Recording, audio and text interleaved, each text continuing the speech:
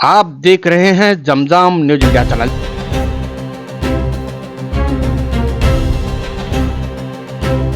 आपण पाहत आहे जमजाम न्यूज इंडिया चॅनल। मी पत्रकार जाकीर हुसेन हुंडेकरी। सोलापूर शहरातून एक धक्कादायक चिंताजनक बातमी समोर येत आहे। सावधान सोलापूरकरांनो, शहरातील 3 चौक ठरताय अत्यंत धोकादायक। सोलापूर शहरातील जुना बोरामणी नाका चौक वाहतुकीच्या दृष्टीने अत्यंत महत्त्वाचा आहे। तो चौक आता अपघातांचा हॉटस्पॉट बनला आहे। तुम्हाला माहिती असावं लागेल, गेल्या वर्षभरात तब्बल 40 अपघात झालेले आहेत आणि मागील फक्त 1 महिन्यात 3 अपघातांची नोंद झालेली आहे। यावरून परिस्थिती किती गंभीर आहे हे स्पष्ट होत आहे।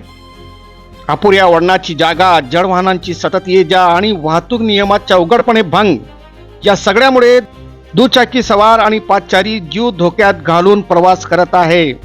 विशेष म्हणजे मार्केट यार्ड चौक ते जुना बोरामणी नाका आणि पाणी टाकी परिसरात अपघातांची मालिका सुरूच आहे।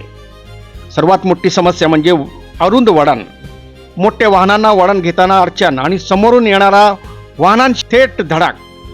2 दिवसापूर्वी अशाच प्रकारच्या अपघात घडल्याची माहिती समोर आलेली आहे।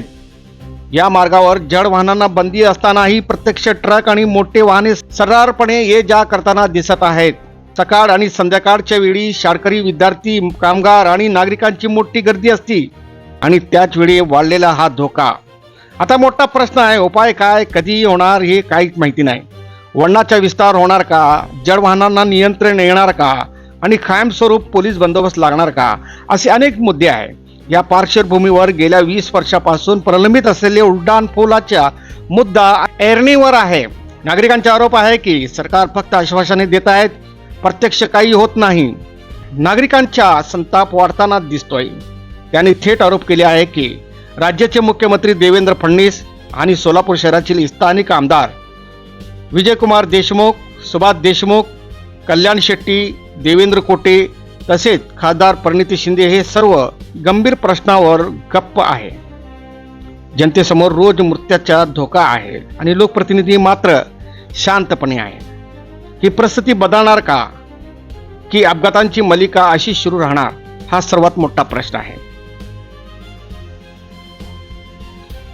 असे सोलापूर शहरातील अनेक मुद्दे आहेत, परंतु याकडे लक्ष देणार कोण, हा जनतेचा सर्वात मोठा प्रश्न आहे। ब्युरो रिपोर्ट, जमजम न्यूज इंडिया।